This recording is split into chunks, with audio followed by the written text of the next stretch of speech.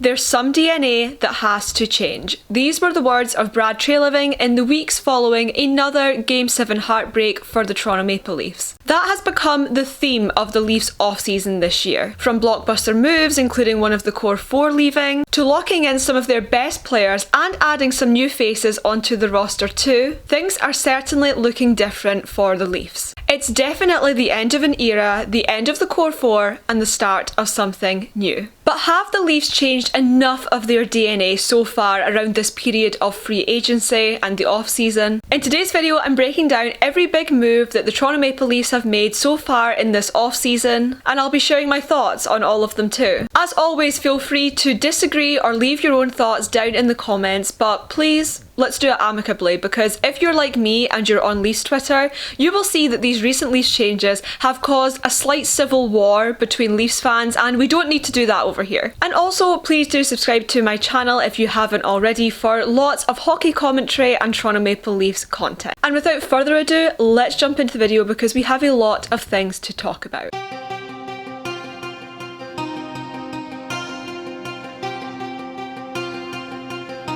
We have to talk about the biggest change first and foremost. Rumours had already been circling for a long time now that Mitch Marner's time as a Toronto Maple Leaf was over. And as always is the case with Marner's camp, there was drama, with fans still angry about Marner's NMC, meaning that the Rantanen trade was blocked at the trade deadline. In addition to this, there also came about allegations against Vegas about them tampering with this whole Marner situation. It seems like Vegas was a location which was on the horizon for Mitch Marner and his family anyway, as he has said in some press conferences for Vegas so far. So it was definitely a place that was on his mind, and it seems like Vegas has been interested in Marner for a long time too. This is a whole other topic for a different time, but technically, of course, teams are not allowed until the given time on July 1st to talk to upcoming free agents, which means that Vegas should not have been talking to Marner before he actually became a free agent on July 1st. Now, you can debate that teams every year sort of break this rule, and it seemed like the NHL was looking to make an example out of somebody, and it seemed like the perfect situation had arose with this Marner-Vegas ongoing saga. And it was reported by Elliot Friedman that there were potential allegations going to come against Vegas by Toronto about the way that they had interacted with Marner, aka breaking this don't talk to them until July 1st when they're actually a free agent rule. But anyway, on July 1st, Mitch Marner became a free agent, and he did indeed agree to an 8-year, $96 million extension with the Leafs, but in a sign and trade deal with the Vegas Golden Knights. In exchange for Marner, the Leafs would receive Nicholas Roy. This was of course beneficial to the Leafs because the alternative was that Marner was walking to free agency, and apart from gaining cap space, the Leafs were getting nothing in return for him. So the Leafs getting anything was a bonus, and indeed they did get Nicholas Roy. The 28-year-old centre is a valuable add. He's great at getting pucks in hard to get spots. He currently puts up between 13 and 15 goals in his past 4 seasons, and he provides good defensive support too. He has 2 years left of a 5-year contract with a $3 million AAV, and he'll fill up a bottom 6 role either down the middle or on the wing if needed. And he's going to have a very similar purpose as to what he did in Vegas. Most importantly for the Leafs though, he brings expertise and experience in the postseason. And for the early exit Toronto Maple Leafs, this could be a valuable asset. Roy has 369 games of regular season experience and a further 79 games more in the postseason. His versatile role and his ability to show up in the postseason is definitely something that the Leafs were looking for in a player, and I think they found it in Roy. Nicholas Roy also said, "The pressure of the moment, that's really what I enjoy." And this to me is one of the most important parts of a player, because one of the biggest reasons that I think Marner is gone is the fact that he seemed to not enjoy the Toronto media landscape. It is a very intense media to play in front of. Of course, Toronto has one of the biggest hockey markets in the world. The Hockey Hall of Fame is there for a reason, and of course the fans and the city are passionate about this team. And it does shine quite a spotlight on the players, and it is quite intense to play under if you compare it to most other NHL markets. And so I think it's really important for the Leafs to have guys on this team that not only are able to survive in that environment, but that also thrive in it. And it definitely seems like Nicholas Roy is going to enjoy the spotlight that will be put on him playing for the Leafs. In terms of Marner leaving, I already made a whole video on the end of Mitch Marner in Toronto, and I'll pop it above my head.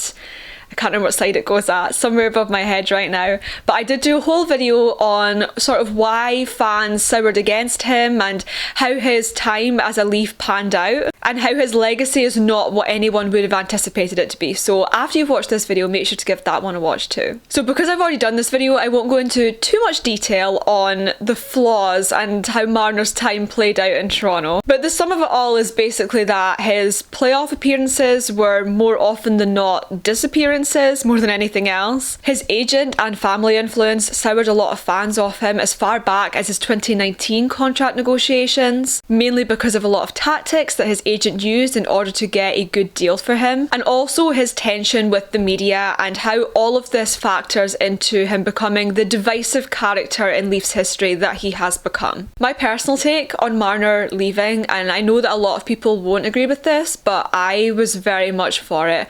This team needed change. You can't keep doing the same thing and expect different results. And I get it, you can't place all that failure on one person's shoulders, but Marner was the big moving piece this offseason. Matthews, Nylander, they're locked up. They're not going anywhere. And so you have to look at the one piece that was movable, and that was definitely Marner. I also don't think he seemed particularly happy there in recent years, and the fact that he was already thinking about Vegas as a destination for him before the Leaf season even ended tells me all I need to know. I want guys on my team that want to be in that city and want to play for that team, and anything less, that's not the kind of player that I want to see. You need the passion. And I do think that even if Marner performs really well in Vegas and he wins a cup with them, I still think this was the right decision because I don't think he was going to contribute to that outcome in Toronto. The time had come and gone. They had done this for enough years. How many years do you just keep doing the same thing over and over again? They needed a change in dynamics. And they needed to end the Shanna plan completely, and with Marner's exit comes that end. I will never be a fan of caring about one player more than my team as a whole. Cheer for the logo on the front, not the name on the back, you know? And that's as someone with favourite players. I literally have a 34 tattoo. Sorry, don't mind me sticking my leg up, but 34 tattoo. However, I will still be a Leafs fan forever, even if Austin Matthews leaves in years to come. I think if a player, especially a core player like Marner was, I think if they don't want to be there 100%, it has a negative effect on everyone else. And I'm really glad that the team now has had some changes already, will continue to change, has the money now available to continue changing, and now they can move on into a new chapter, hopefully without the distraction of these Marner talks, which I feel have been going on for forever. And the Leafs did manage to get something out of it along with the available cap space, so it was actually better than I had anticipated it to be, because I really thought they were going to get nothing back for him.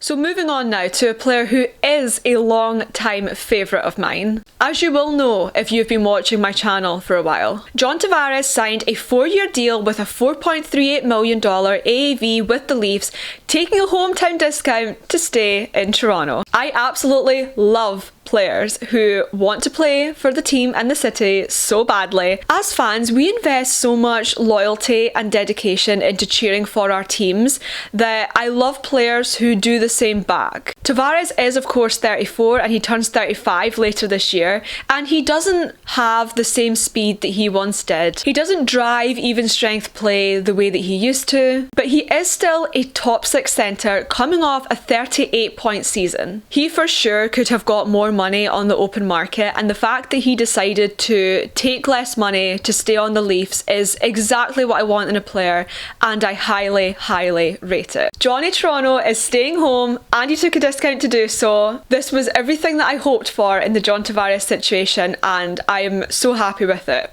10 out of 10.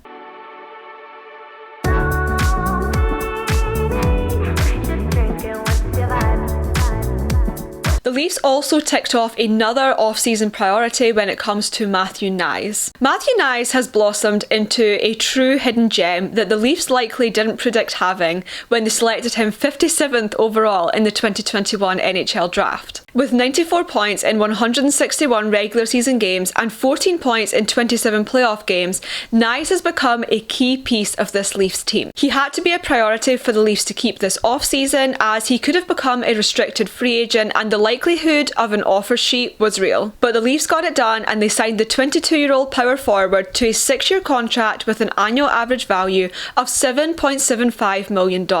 This locks Knies in for all of his prime years, and he'll be 28 by the time this contract expires in 2031. I think this deal is honestly a bargain for the Leafs. Knies is far too valuable to let go of, and with the cap continuing to go up over the next seasons, this deal is only going to get better with time. Knies is a key element of the Leafs power play unit, totaling 15 power play points last season, but he's also a primary penalty killer too, so he's crucial to the Leafs special teams as well as in his role on Matthews' left wing. The same as the John Tavares deal, I have absolutely zero complaints. I must say, seeing the Tavares and the Knies deals has slightly healed me from witnessing that Game 7 in front of my eyes. So we're healing. We're healing.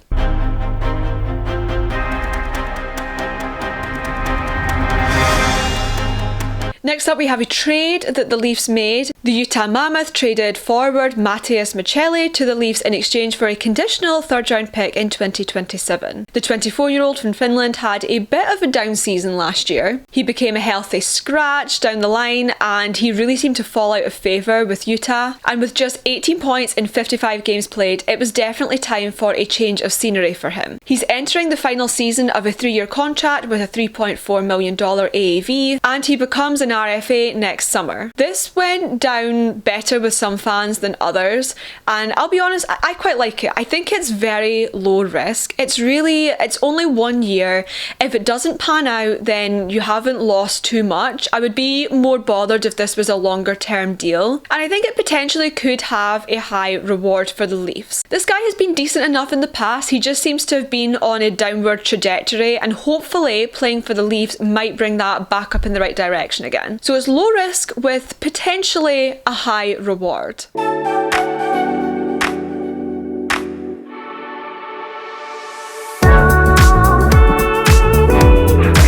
Another returning player on the Leafs is Steven Lorentz. The Kitchener local is a passionate and dedicated player, signing a 3-year extension with the Leafs with an AAV of $1.35 million.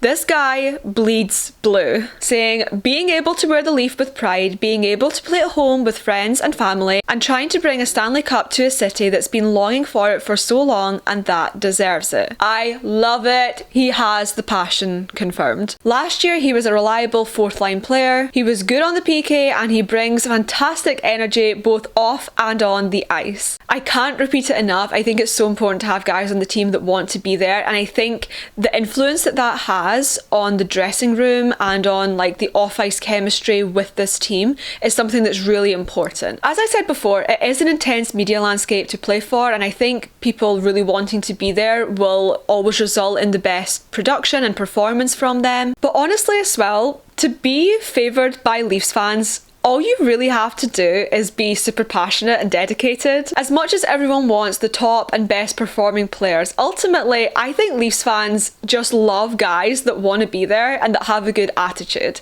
And I think that's really what puts you in fan favouritism, and I definitely saw some of that reaction towards Steven Lorentz. You can just tell that guy loves the Toronto Maple Leafs, and as a fan, that's really what you want. And I do think that he brings on ice value to the team as well, so it's a win-win.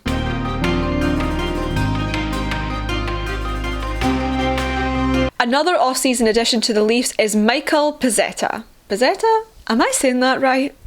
I don't know. The 27-year-old free agent and depth forward signed a 2-year contract with an AAV of $812,500. He has spent most of his past 4 seasons playing out in Montreal. He is a hard hitter and he adds just a little bit of depth to this Leafs team. He's fast, he's physical, he gets in on the forecheck. He doesn't put up points and he hasn't had a lot of regular ice time recently, so I don't know whether he'll end up with an actual roster spot or not, but I do think that he plays sort of a Reeves-esque type role on this team, hitting and fighting when it's needed, just very similar to the Ryan Reeves role.